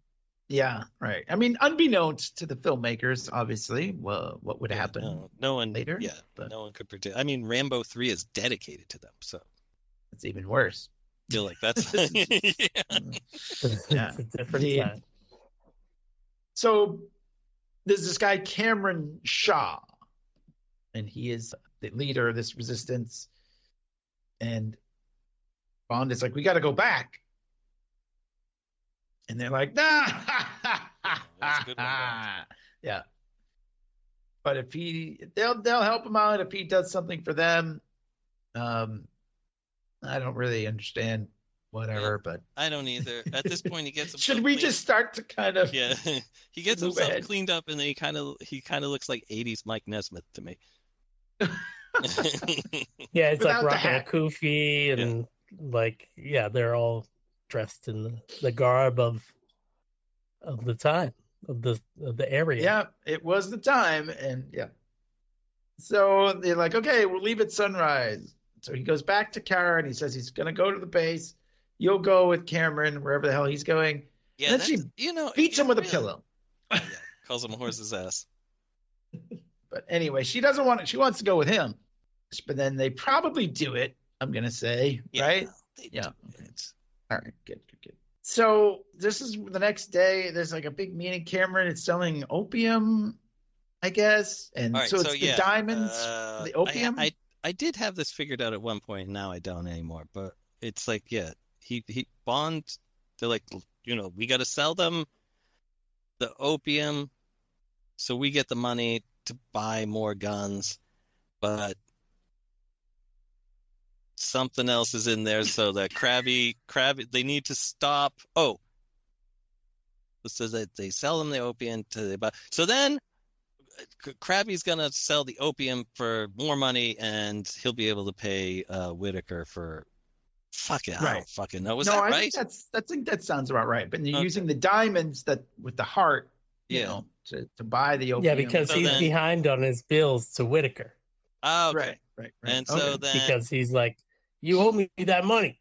Yeah, so Bond's letting this go through so that Mike Nesmith can get his money or whatever. I can't remember what his name is. Isn't Bond Mike Nesmith? No, I was saying that the guy they freed from jail. Yeah. Right. With the beard. And so they let it go through, and then Bond's gonna blow up everything so that he can't pay Whitaker. So he puts a bomb in one of the he disguises himself. Yeah. and he puts a bomb in there. And meanwhile, Kara grabs Cameron's gun, Mike Nesmith's gun, and she drives. You could call him Cameron. I could just remember his name off it. And she rides after Bond, and they all just follow her. They're like, all right, let's do it. So he's going to steal the plane. Yeah, I didn't finish the movie this time around. I watched it like 2 months ago. So does Bond?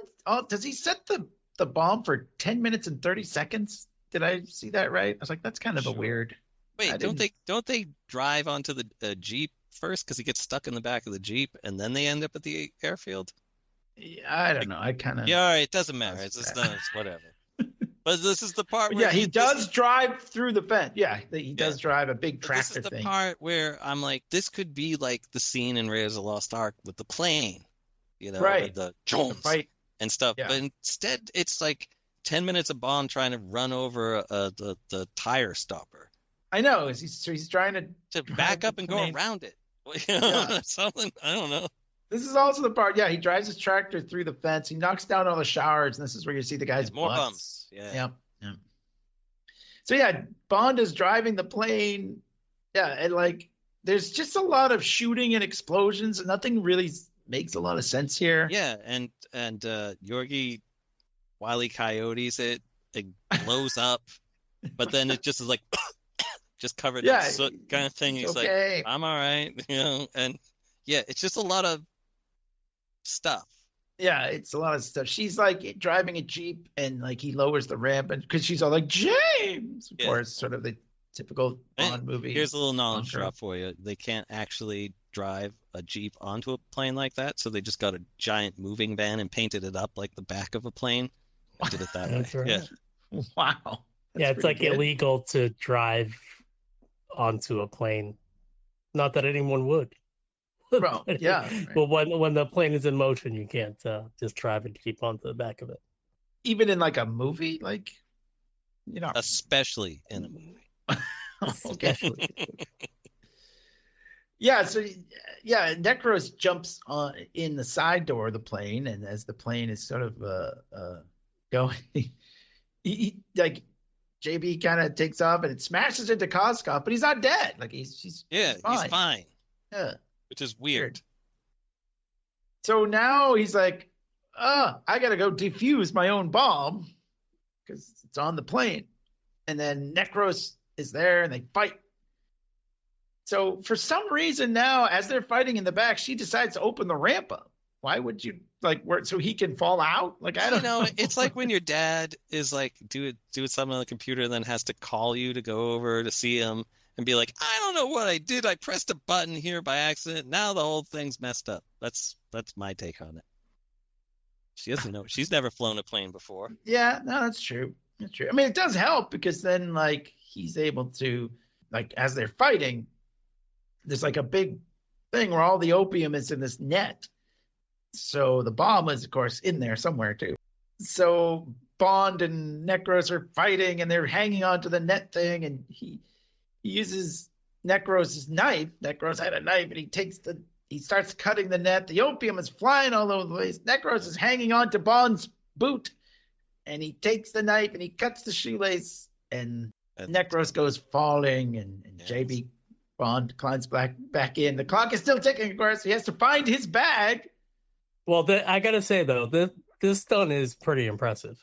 It's pretty, the stunt cool. work itself is great. And then the part where it's flapping up and down, that was not really meant to happen. It just so they incorporated that into the movie. Which I would also like to point out the scenes with Dalton and Necros where you can see it's them.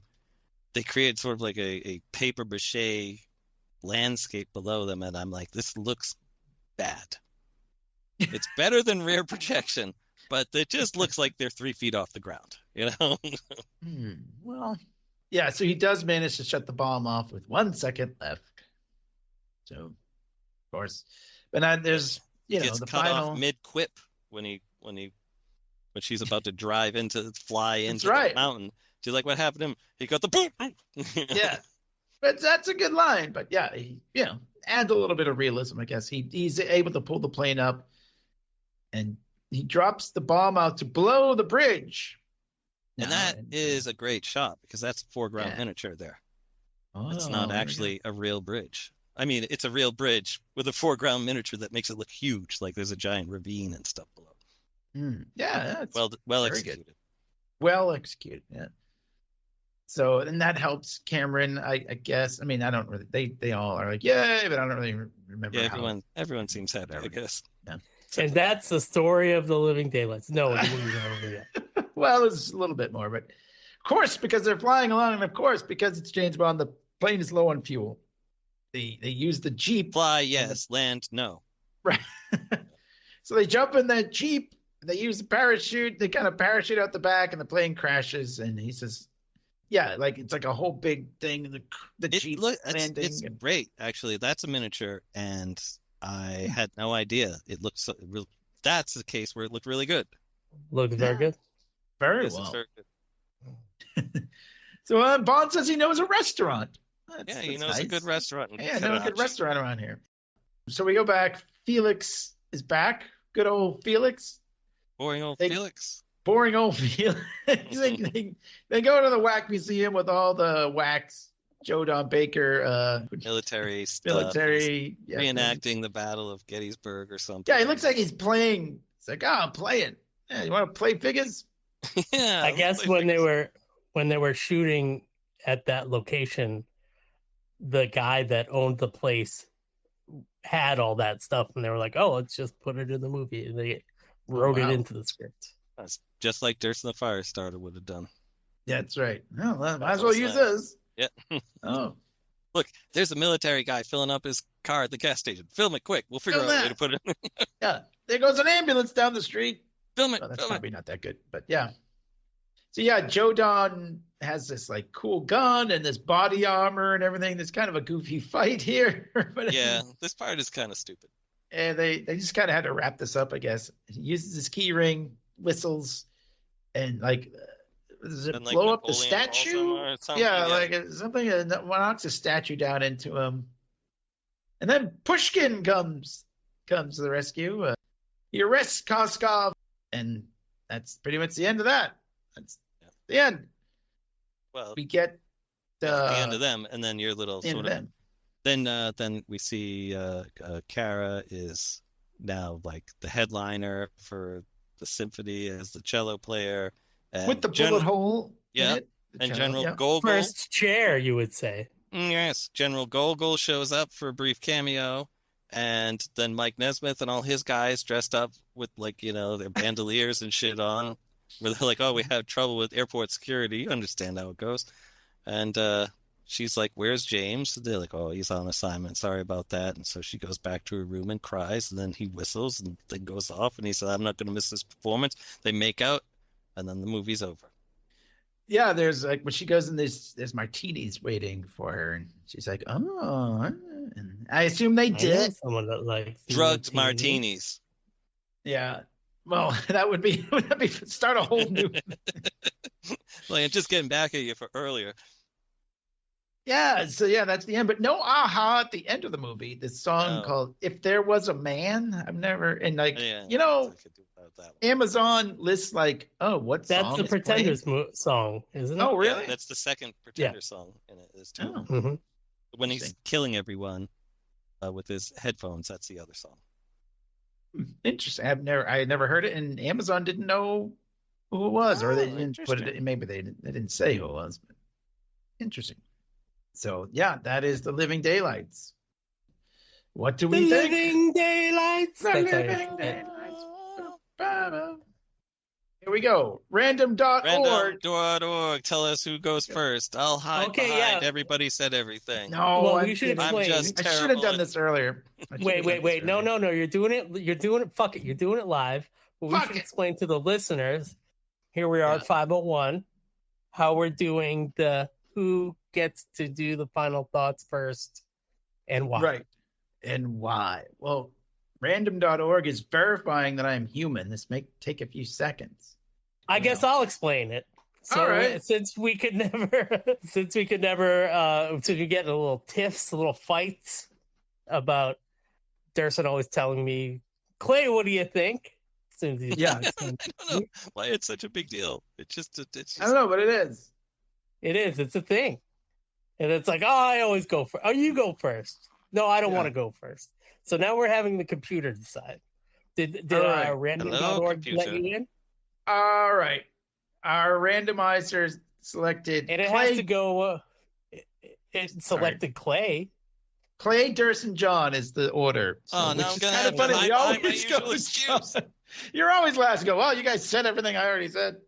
Well, Do you want me to do it again? Let's 2 out of 3? No, let's do it opposite. I'll go first. Clay goes All first. right. How about that? Okay, fine.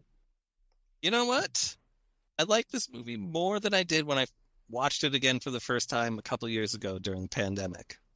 I'm going to give it a B. I think Dalton is a really good Bond.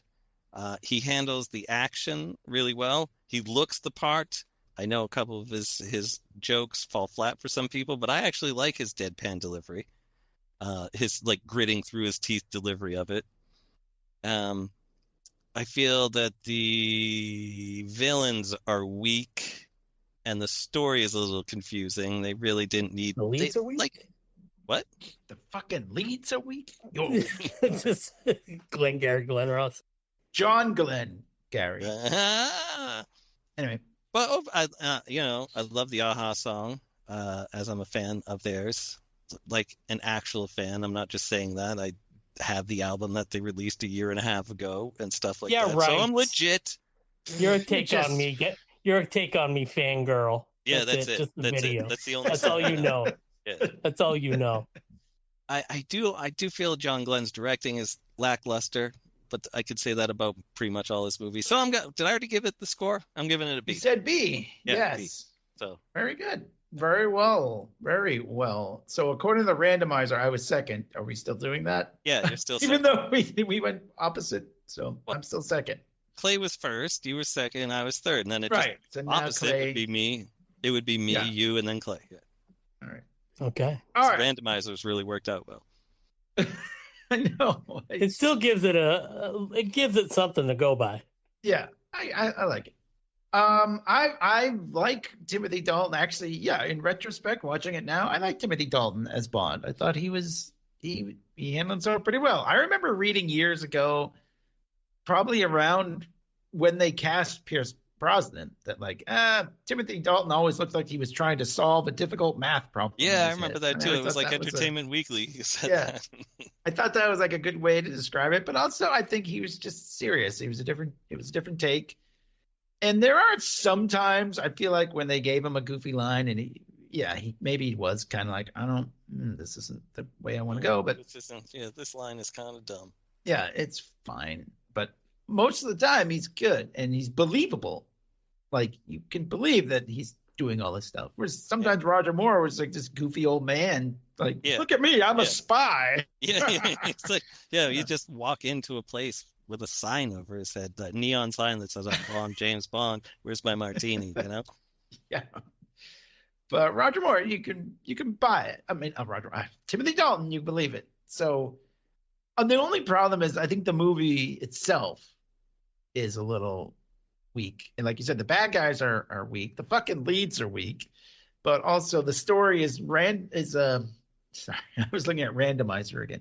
The story is needlessly complicated, as I pointed out. I completely lost track of. It's like a Simpsons episode where it starts off in one place and ends up in a completely different place. It's like it switched movies halfway through it. Once I get to Afghanistan, that's where I'm like, it's kind of losing me a bit. Yeah, I was completely lost. And I was kind of like almost embarrassed. Like, geez, I don't want to tell these guys that I don't know what. No, don't worry. You know what? Everybody that reviews this movie is like, I don't really know what's going on. But it doesn't have to. I mean, I feel like they were, like the movie that they were telling for the first half or so. I was like, okay, I get this. Death to spies. We don't want to kill spies because we're spies. Let's stop them doing. And then it's like, oh, we're in, the desert and there's these guys and we're going to sell this fake heart, the ice and the diamonds and the opium. And I'm like, oh, Christ. So that definitely knocks it down. I don't even know. I don't know. I don't want to say C. C is average, right? Yeah. but maybe it's a little better than that. But it's definitely that makes it a little hard to watch for me. I'm not gonna lie, but the performances are great. I don't love Miriam Diabo. She seems kind of like not good. I don't know. She's not. I don't know. I don't buy her that much. Sort of the everyday person thrown into an extraordinary situation. So I try to look at it that way. If I was thrown into the situation, what I be like? I would probably be making dumb decisions too. No, it's not that. I think her line delivery isn't great. Like she's like, "Oh, Krabby is Yorkie." She's playing naive, but like kind of amping it up a little too much. Yeah. I guess I'll say B-. I'll go B-. Fair enough. How about that? But definitely watchable and fun at most parts. But the plot is just ridiculous. So that's what I got. Okay, randomizer picking me. Who's Cut. No Emmys, stop. I gotta say, I listened to the James Bonding, the Matt Gorley podcast. I listened to that one. And they had some special guests on there, and one of the special guests said this is his absolute favorite James Bond movie. But to echo what John said, he's like, I've seen this movie 40 times. I still couldn't tell you what's going on in this movie. I don't understand it at all. But I love it. But that's his opinion. But I thought it just speaks to the story part. I may be wrong with this, but I think Christopher Nolan said that Timothy Dalton was his favorite Bond. I may be wrong about that though. Don't quote me on that, Peter. Or Chris. I gotta say the things that I really enjoyed about this were I like a Cold War, child of the 80s, G.I. Joe, communism thing, and then kind of I guess maybe it was more relevant with the Mujahideen in the news or something at the time. It might have made more sense in context or whatever, but yeah, this last 45 minutes of the movie is just confusing, and I don't know. I mean, who the bad guys are, and you're rooting for James Bond and his girl, but what's going on? I don't know. I just don't know. But the first just give me some explosions. Yeah, give me some explosions. So. Yeah, give me shove a guy into some weird gas cleaning tube and shove him off into the free side of the Cold War. Yeah, give me all that stuff. East and West Berlin still in, right? Yeah. And give me the cool planes, give me the cool Q gadgets. Give me some side boob. Yeah. And give me I'm only realizing this now, but Moneypenny is down or I don't even know if it's down because it seems like Universal Exports is in a building. But M's office is still M's office. It's all oak, and there's a leather door with you know what I mean? It's but Moneypenny, she's in the context of being with Q down there, and that's where her desk is and her computer and stuff, which is just a little bit different than just being outside of M's office, and so that James Bond could throw his hat onto the hat rack or whatever. But yeah, so anyways, I'm gonna give this my rating, and then I'll say a little bit about Timothy Dalton. I think that I'm going to give this a B+, and I really enjoy him as James Bond. To me, he looks the part of the fictional James Bond that's in my mind. Roger Moore doesn't really. I'm not going to say I don't like the Roger Moore movies. We've done a few of them; they're great to watch and everything. But I think of Pierce Brosnan and Timothy Dalton more as what getting James Bond to play James Bond would be. He definitely looks the part. However, he grimaces his face or makes his expressions. I find it very charming and very much exactly he's a cool dude. He's a cool 1987 dude. And I wanted to be a cool 1987 dude. I had a Bill Cosby sweater and I popped my collar. You know what I mean? He's the guy. I wish he had another movie. I wish there was more of him.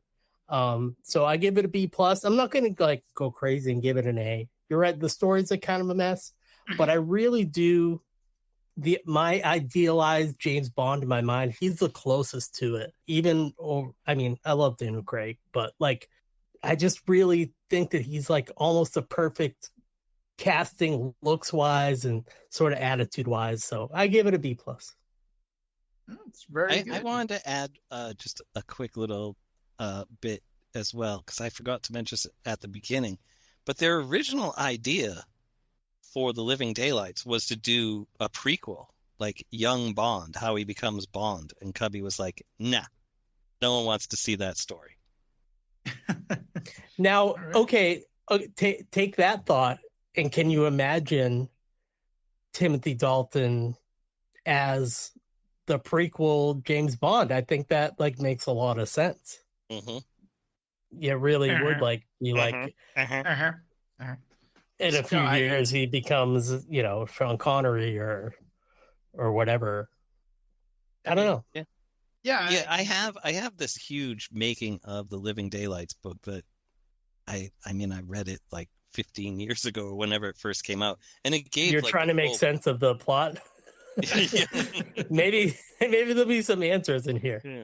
I read it so long ago, but it did give the full plot synopsis of what that would have been. It was James Bond's mentor was doing this and that, and I don't remember it now because I read it so long ago, and I should have just boned up on it, but I didn't really have time. So sorry. Sorry. It's kind of funny. We were talking about. You go back and listen to some of our other. The Die Another Day one, kind of specifically, was. We talked about they were going to have Sean Connery make a cameo, and that would have kind of changed, Bond is just a code name. Yeah. And then it's almost like the next movie with Daniel Craig was would have lent credence to that. But we had talked about the different Bonds and stuff. And one of our plans was to actually we had two ideas. We were going to talk about James Bond movies. We're going to take each actor and do either the first and last or the best and worst. Oh yeah. Right. Oh right. But it's interesting because we were talking about the different actors and stuff, and because one of the things we were saying was Pierce Brosnan. It was kind of the same, the best and worst were, and the first and last. Yeah. But with Timothy Dalton, he only did two, but he's a better. Pierce Brosnan's great. And obviously Daniel Craig is great, but I don't know, Timothy Dalton, there's literally nothing wrong with how he plays ball. I like it. I think I do too. I feel like he's gotten a bad rap or something. I think people are finally coming around to him though. He's gone under a reevaluation of his two films, and that's the problem. He only did two, and I could see why Chris Nolan or other people, or maybe even myself, would say that he's the way I said it is the best way to describe it. Getting James Bond to play James Bond. Obviously, Sean Connery are they're James Bond, but there's something about him that maybe it's the Fleming thing, or they imagined what I think James Bond should be doing in my mind is exactly him. I recently saw the movie of one of the people that Fleming thought would make a great James Bond, and I disagreed completely. Hoagie Carmichael was someone he was he'd make a great James Bond, and I saw him, and no, I he wouldn't have been a good James I've never Bond. heard of it. I had never seen him in anything until I watched a Humphrey Bogart and Lauren Bacall movie from the 40s, and he's a piano player. He's a musician, and I'm like, no, this would not have. That is not. But Dalton, yes. Yeah, and even though Dalton sometimes looks a little like Bono to me in certain shots. Oh well, that's just me, though. I think it's all kind of what you are looking for. If Christopher Nolan is looking for real spy stuff, real international intrigue and that type of stuff. We've got this person's a defector and this, whatever. He's sneaking people across borders and whatever. That's I don't even think this story services that well, but the actor does, Well, but it's in there, there's elements in there. I'll have to dig out the synopsis for the planned third Dalton movie, and it is just fucking batshit crazy. It's like it's like inspired by like the Terminator, so there's like robots and just weird. It's like not quite, the property of a lady or whatever. Yeah, and he's what a great title. Like he's gonna wasn't that the name of rodeo the clown or something? And the property of a lady was the Fabergé egg. Right. And like he was gonna dress as like a rodeo clown or something, and then go against like Bigfoot and the Muscle Machines, and it is just the fucking most wackadoo thing ever. And I could not picture Dalton in it after his two movies were much more, well, this one less so than the next one, but the next one's more grounded in reality. But forgive the pun, but it's almost as if he dodged a bullet with that.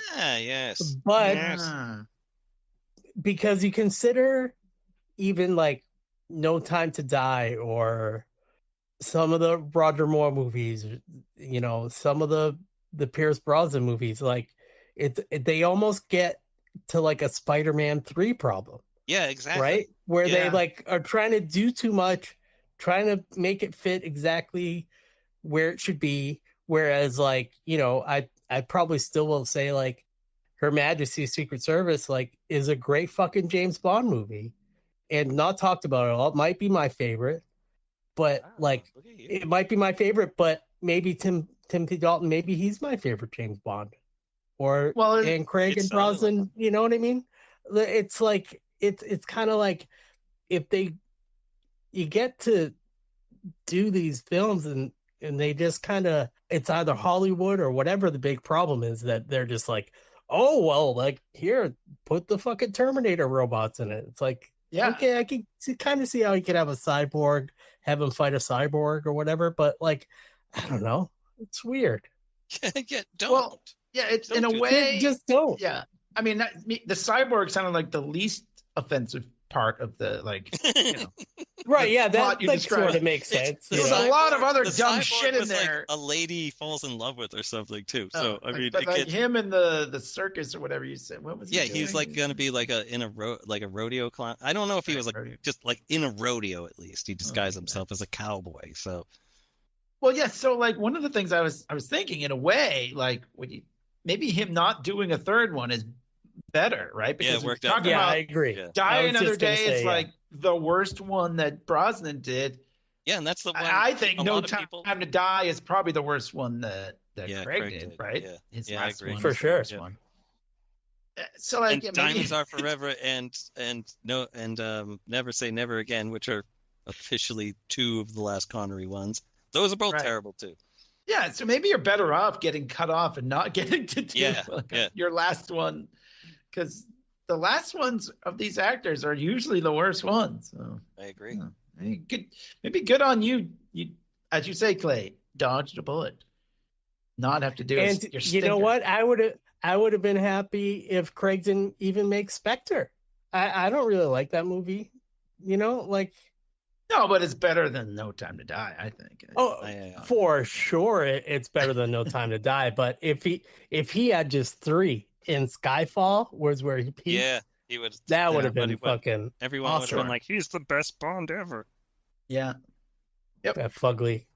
Did anyone accuse Timothy Dalton of being fugly? I don't. Because he had grimace mask. He's a handsome man.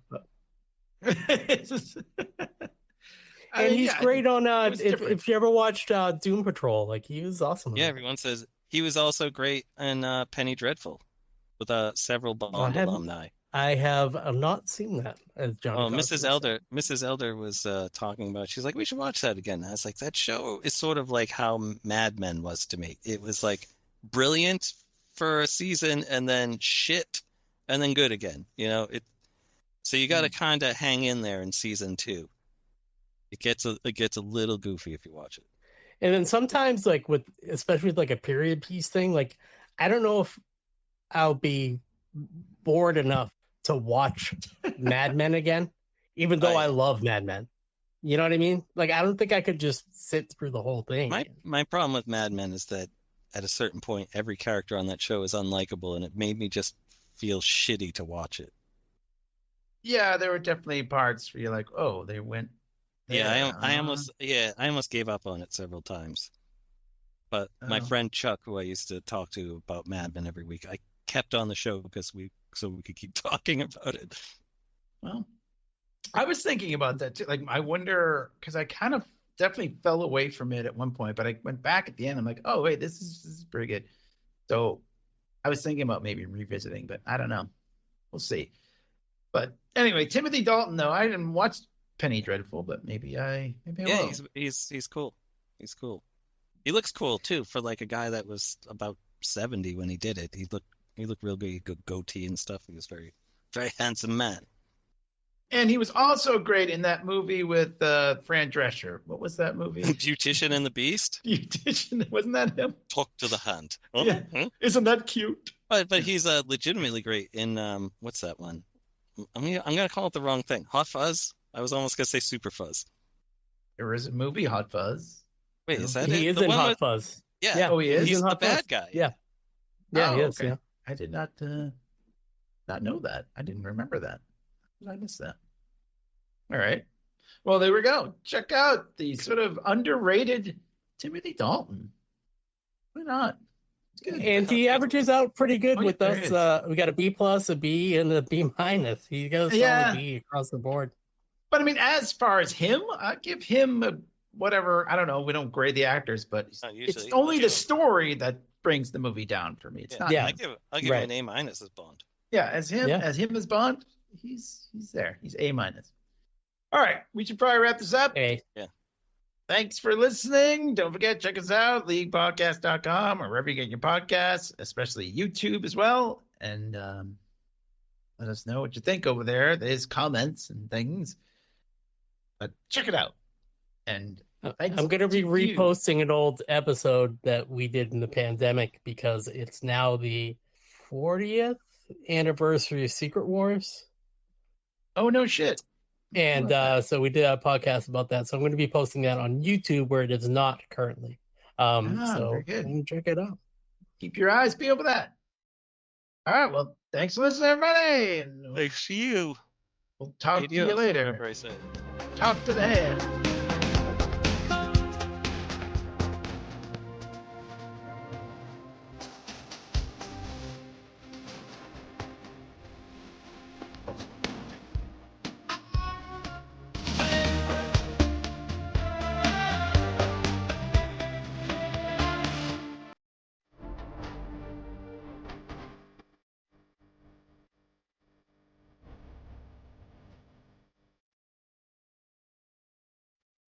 We've nothing to declare!